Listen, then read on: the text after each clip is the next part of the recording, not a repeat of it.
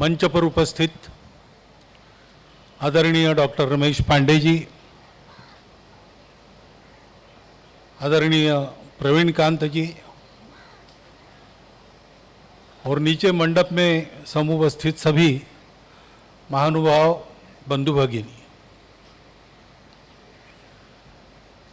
अक्षय तृतीया के दिन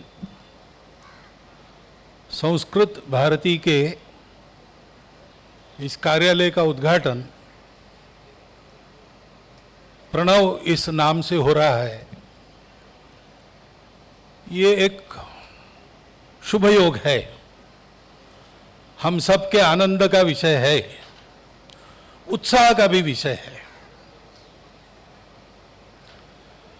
ऐसा कहते हैं कि अक्षय तृतीया के दिन जो कार्य प्रारंभ होते हैं वो अक्षय रहते हैं। तो आज के मुहूर्त का ये गुण है। और संस्कृत वाणी के बारे में भी ये कहा है, केयूरान्न विभूषयन्ति पुरुषम हारान चंद्रोज्वलाः न स्नानम न विलेपनम न कुसुमम न अलंकृतामूर्धनैः वाण्यैका समलंकरोति पुरुषम या संस्कृता धार्यते क्षीयन्ते खलु भूषणानि सततम वाग्भूषणम भूषणम। तो मनुष्य का कभी भी क्षय न होने वाला भूषण संस्कृत वाणी है। और कार्यालय का नाम प्रणव है। तो हम जानते हैं कि सृष्टि का आरंभ जिस नाद से है उसी नाद में हम सब लोग जी रहे हैं। विज्ञान कहता है कि सृष्टि के आरंभ में नाद से सृष्टि उत्पन्न हो गई और नाद चल रहा है, उसकी लहरें चल रही है, उसका प्रसरण होगा, आकुंचन होगा, ब्रह्मा जी का एक दिन पूरा होगा, सृष्टि का एक कल्प पूरा होगा। तो ये जो कार्य है संस्कृत भारती का, उसका कार्यालय प्रणव नाम से अक्षय तृतीया के दिन उद्घाटित होना, ये अपने आप में हमको एक संदेश दे रहा है कि ये कार्य है वो एक सत्य संकल्प है। और सत्य संकल्प होने के नाते ये बढ़ते बढ़ते बढ़ते अपनी पूर्णता की ओर ही जाएगा, इसका कभी क्षय नहीं है। और इसलिए हमारे उत्साह को ये कार्यक्रम द्विगुणित करता है। इस उत्साह में थोड़ा विचार भी करना चाहिए। उत्साह ये अच्छी बात है, लेकिन धृति और उत्साह का समन्वय चाहिए। तो उत्साह में कितना करना, क्या करना, जो भी करना उसके लिए विचारपूर्वक करना पड़ता है, धैर्य रखना पड़ता है। और इसलिए कार्यालय का आज लोकार्पण हुआ तो उसके आनंद में, उसके उत्साह में हमारे मन में कार्य का विचार भी स्थिर होना चाहिए। कार्य हम लोग करते हैं तो अपनी रुचि है इसलिए करते हैं, लेकिन रुचि के अलावा जब मनुष्य उस कार्य के प्रयोजन को जानता है तो फिर कार्य करने में उसका पक्कापन सिद्ध होता है। क्योंकि रुचि भी मनुष्य की कभी ना कभी फीकी पड़ जाती है। एक ही काम सतत करना मनुष्य का स्वभाव ऐसे नहीं बना है। लेकिन जो महत्वपूर्ण कार्य है मनुष्य सतत करता है। रोज वही वही तरकारी हम लोग नहीं खा सकते, रोज वही वही भाषण हम लोग नहीं सुन सकते, रोज एक ही प्रकार का गाना गाना वो भी हम नहीं कर सकते। कोई कहता क्यों नहीं करते, तो पता रोज रोज क्या है, शाखा में हमारे स्वयंसेवक आते हैं, अनियमित हो जाते हैं। कई बार पूछते तो कहते रोज रोज वही वही है, तो बदलाव तो कुछ है नहीं, अब हमको सब मालूम है, क्यों आना। अब ये तर्क बड़ा हमको ठीक लगता है कि मनुष्य का स्वभाव नहीं है, परंतु कोई किसी मनुष्य को पूछे कि जन्म से अब तक एक काम कर रहे हो, बड़ा उबाऊ काम है, सांस खींचना और सांस छोड़ना, नित्य कर रहे हो, इतना नित्य हो गया कि सहज हो रहा है, तो छोड़ दो ना, कितने दिन करोगे। उसकी उबाट नहीं होती, क्योंकि सांस बंद होने से क्या होता है यह हर आदमी जानता है। ऐसा कहते हैं कि एक महात्मा के पास और एक आदमी हट पकड़ के बैठा, मुझे भगवान दिखाइए, भगवान दिखाइए, कब दिखेगा बताइए।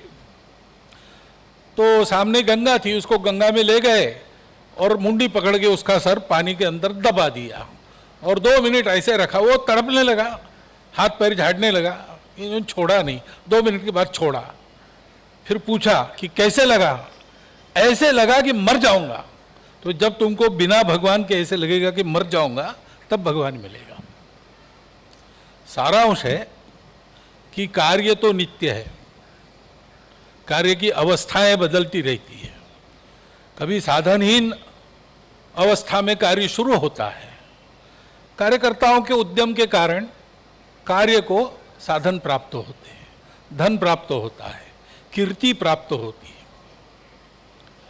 परंतु ये धन कीर्ति साधन ये कार्य के असली कारक नहीं है, सत्य कारक नहीं है।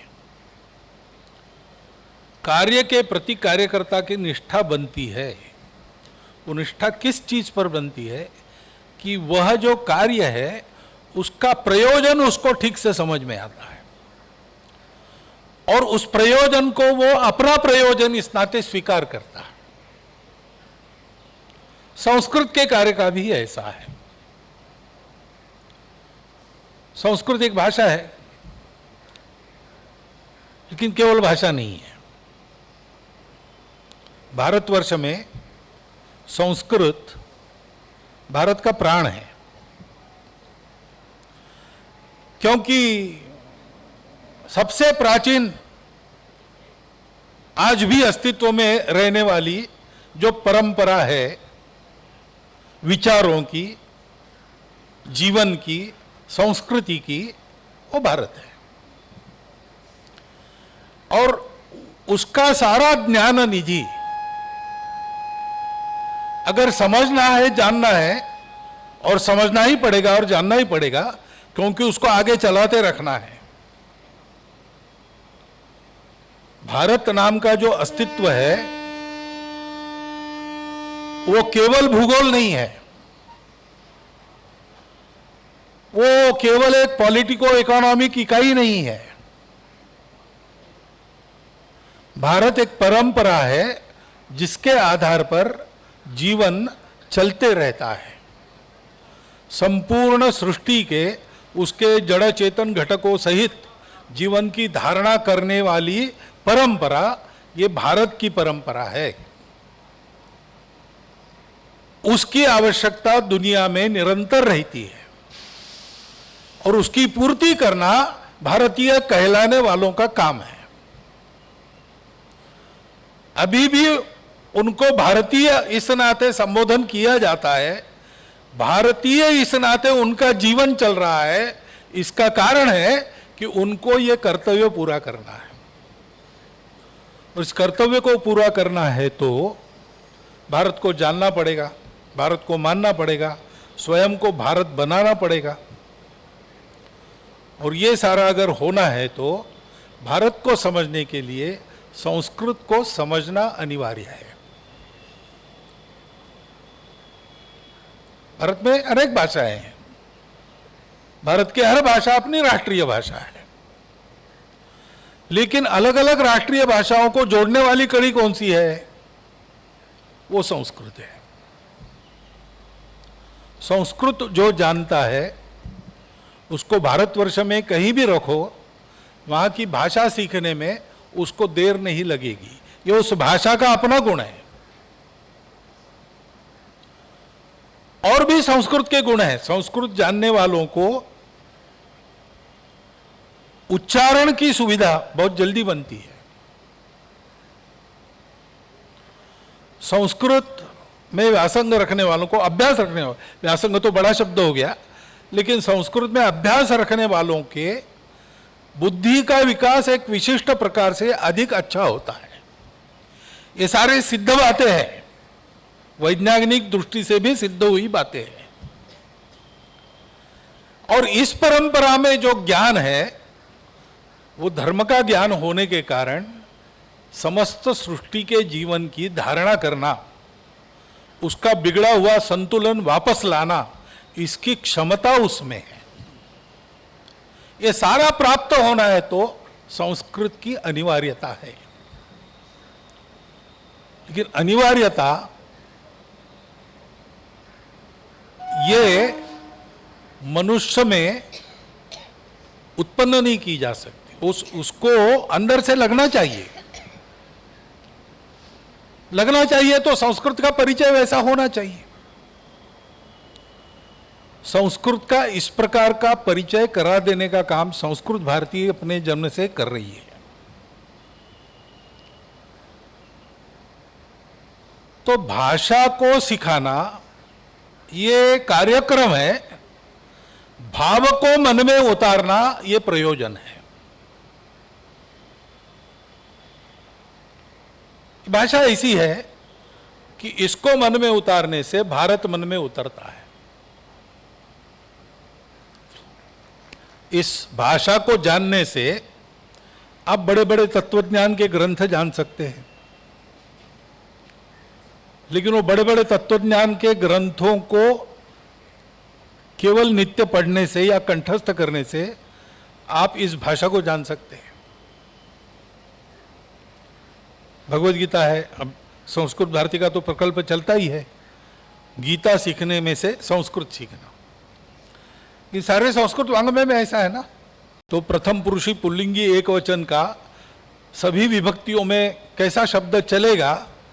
रामो राजमणि सदा विजयते रामम रमेशम भजे रामेणा विहता अभिहता निशाचर चमूम रामाय तस्मै नमः रामात् नास्ति परायणम परतरम रामस्य दासोऽस्म्यहम् रामे चित्तलय सदा भवतु मे भो राम मामुद्धर। सारी विभक्तियां राम शब्द के उसमें आ गई। तो इस प्रकार की सुविधा जिस भाषा में है कि इस भाषा से आप समस्त ज्ञान निधि जान सकते।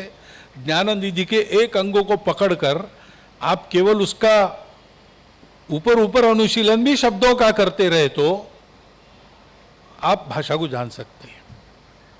कई प्रकार से मैं क्यों कह रहा हूं, अभी मैं देखता हूं संस्कृत विषय है, संस्कृत के पाठ्यक्रम है, संस्कृत सिखाया भी जाता है बहुत जगह, लेकिन मेरे बचपन में बाल्यकाल में मुझे जो कठिनाई आई थी वो अभी भी आती है। मैं विद्यालय में था 5वीं 6वीं की क्लास में, तब पारडी के केंद्र के द्वारा संस्कृत की परीक्षाएं सर्वत्र प्रचलित थी। हमारे विद्यालय में भी हमको बताया गया, उत्साह दिया गया, तो हमने वो लिया। तो शुरू हुआ व्याकरण से, और पहली किताब वो मिली, उसमें वो सारथा सूत्र रामो हरि करि भूभृत, तो वो श्लोक याद करने में ही हमारा चला गया, हम परीक्षा दे नहीं सके। फिर हमको लगा संस्कृत बड़ी कठिन है, मुझे स्वयं को लगा, लेकिन हमारे घर में पाठांतर चलता था। उस समय सारे घरों में कुछ न कुछ पाठांतर चलता था, तो उसमें कभी ऐसा लगा नहीं कि ये कठिन। ये राम रक्षा मैंने उस समय याद की, तो राम रक्षा बड़ी कठिन है ऐसा लगा नहीं, लेकिन उसके ज्ञान कांड में पहले चले गए तो गड़बड़ हो गई। परसों 1-2 दिन पहले ही और एक छात्र से मिलना हुआ, उसके माता पिता ने उसको संस्कृत विषय दिया था, ये लो ये सीखो। तो उसने बोलते बोलते मुझे कहा कि संस्कृत कठिन है। मैंने कहा क्यों कठिन है? तो बोले समझ में नहीं आता हमारी पुस्तक में। मैं, तुम पुस्तक काय को पढ़ते हो? तुम संभाषण शिविर कर लो 10 दिन का, वो कठिनाई निकल जाएगी। वास्तव में भाषा सीखने का सबसे सरल और सबसे अच्छा उपाय कौन सा है? वो संभाषण है। आप बोलो। कई बार मेरा अनुभव, प्रवास करता हूं तो रह जाता हूं, तो भारत की सभी भाषाओं को मैं भाव से समझ सकता हूं। शब्द नहीं जानता, अंग्रेजी में इसको वोकैबुलरी कहते हैं, हर भाषा की मेरे पास नहीं। व्याकरण नहीं जानता, लेकिन भाव जानता हूं, और सुनते रहने से याद हो जाता है। तो अपना भोजन पानी का काम ठीक से चले, इतना तो हर भाषा में बोल लेता हूं। कारण क्या है? मैंने कोई पुस्तक नहीं पढ़ी उस भाषा की, लेकिन बोलने वालों में रहा और बने तक वही भाषा सुनता रहा, बने तक उसी में बोलने का प्रयास किया। भाषा सीखने का सबसे सही उपाय वो है। और इसलिए संस्कृत संभाषण से ये जो संस्कृत भारती का काम शुरू हुआ, उसने इतने अल्पावधि में संस्कृत के बारे में रुचि जागृत की है देश में। ये तो मैं कह सकता हूं, क्योंकि अब अखिल भारत का प्रवास मैं लगभग 15 वर्षों में कर रहा हूं, 15 वर्षों से कर रहा हूं। तो 15 वर्ष पहले संस्कृत के बारे में समाज में जो दिखता था, उससे आज बहुत सुधार है। और उसका एक कारण परिस्थिति है। परिस्थिति लोगों को अंतर्मुख कर रही है, संस्कृत की ओर मोड़ रही है। लेकिन वो मुड़ रहे हैं तो संस्कृत सीखना समझना, इसके लिए उनको रास्ते भी उपलब्ध करा देने वाली संस्कृत भारती कार्यरत है। ये दूसरा कारण है। तो अपना कार्यालय आज बन गया, कार्यकर्ताओं ने अब तक काम किया, उस परिश्रम में से ये कार्यालय खड़ा हो गया। ये आनंद का विषय है, उत्साह का विषय है। लेकिन हमको ये समझना चाहिए कि कार्यालय वगैरह वगैरह ये सारी बातें ये कार्य के कारण नहीं होते। कार्यालय वगैरह वगैरह सारी बातों का कारण कार्य होता है। और कार्यालय वगैरह की निर्मित भी कार्य बढ़े इसलिए होती है, क्योंकि एक आनंद उत्साह जब आता है तब एक समाधान भी मन में आता है, और कार्य को पूर्ण अवस्था तक ले जाने में बाधा यह समाधान बनता है।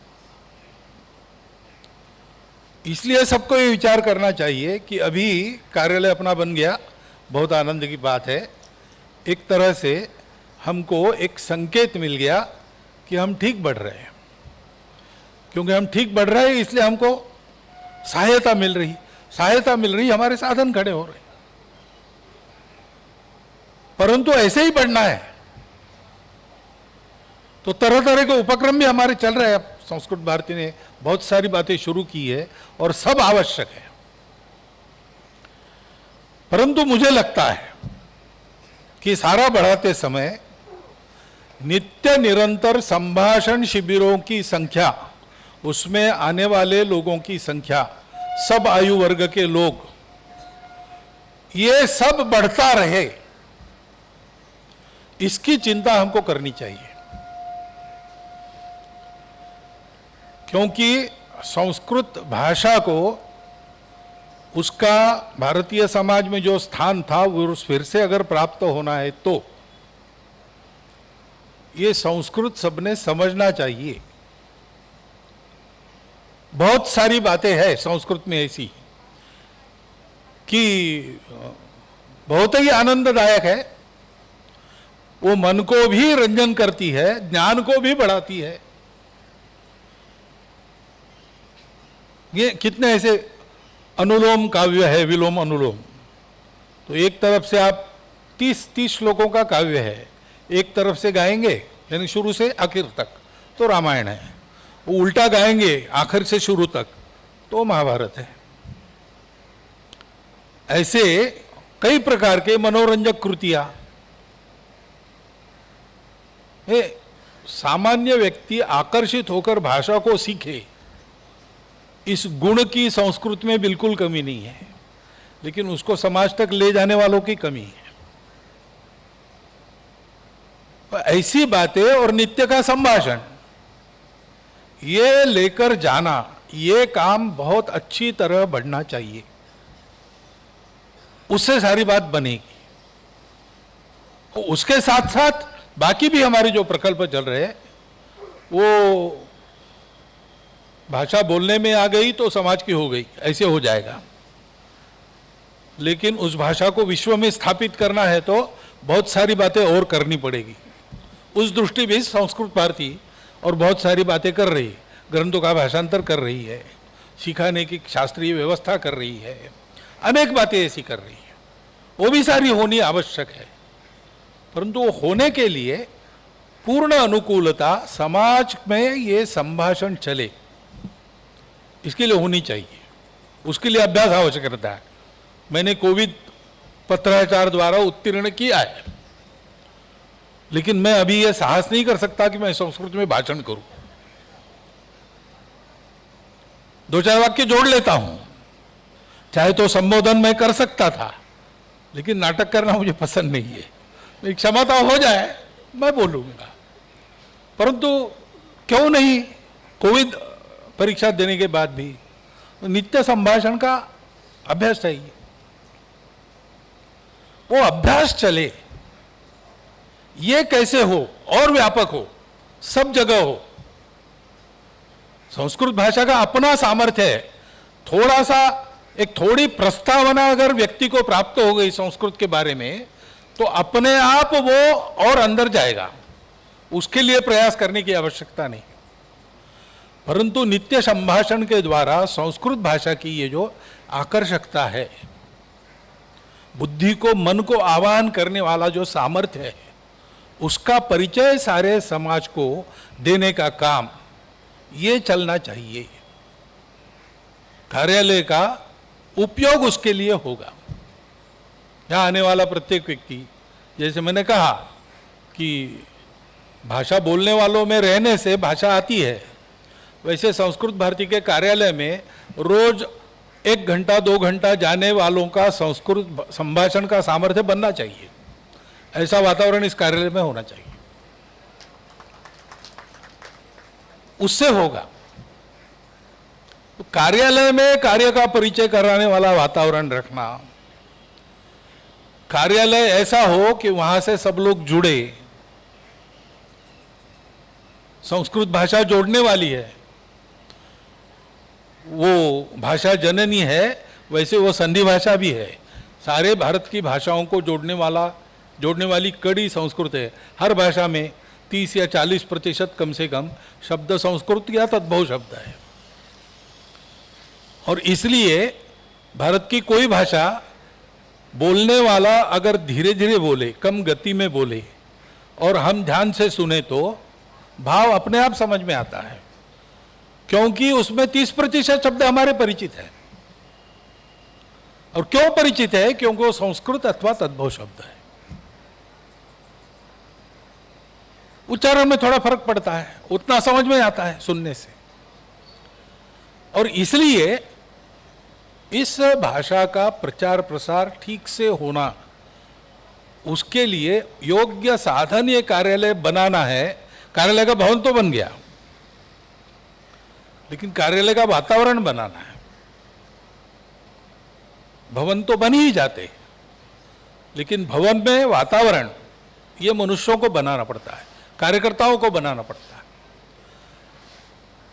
तो हमारे यहाँ लोग खींचे चले आए, और जो आए वो आते रहे, और आते आते संस्कृत सीख जाए। ऐसा अपना कार्यालय बनाए रखने का दायित्व आज के आनंद में, आज के उत्साह में हम सब कार्यकर्ताओं ने ध्यान में रखना चाहिए।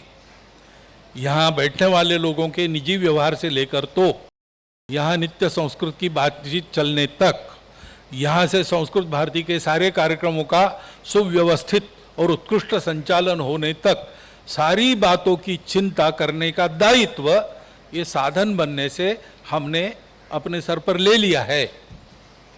ये ध्यान में रखना पड़ेगा और इस कार्यालय का व्यवहार करना पड़ेगा।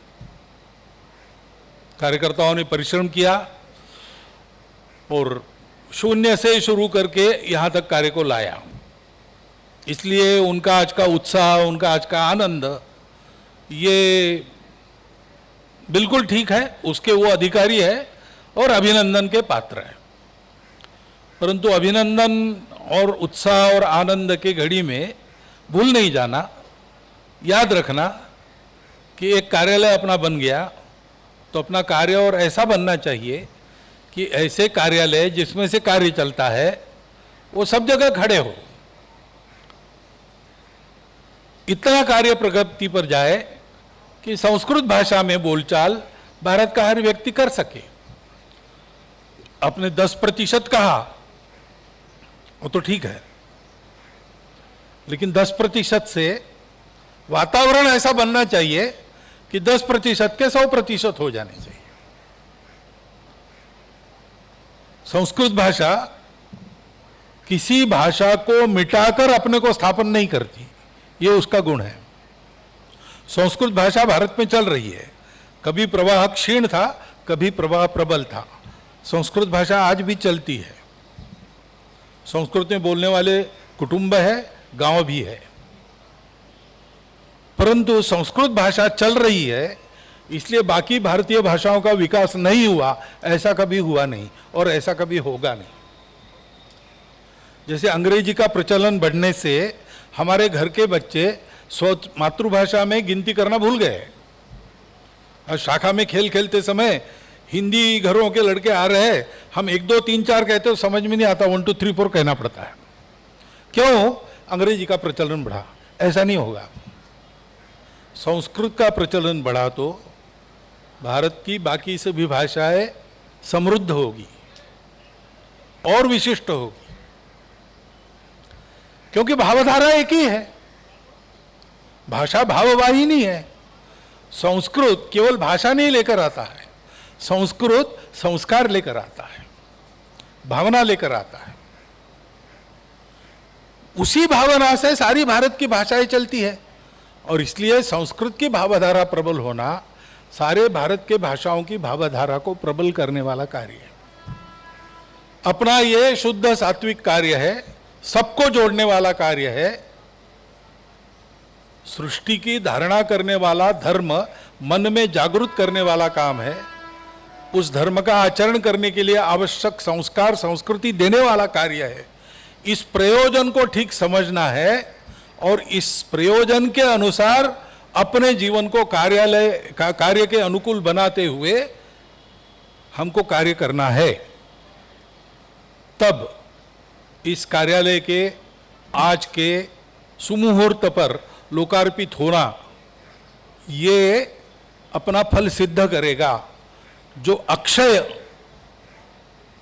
जीवन प्राप्त होना है वो अक्षय जीवन संस्कृत भारती के कार्य को भी प्राप्त होगा। वैसा वो प्राप्त हो, आप सबके कर्तृत्व से इस कार्यालय से चारों दिशाओं में संस्कृत भारती के कार्य का, संस्कृत के संभाषण का उत्तम प्रचार हो, ये शुभकामना आपके अवसर पर आपको देता हूँ। और शांतिपूर्वक मेरी लंबी बात आपने सुन ली, इसलिए आपका धन्यवाद करता हुआ मेरे शब्दों को विराम देता हूँ।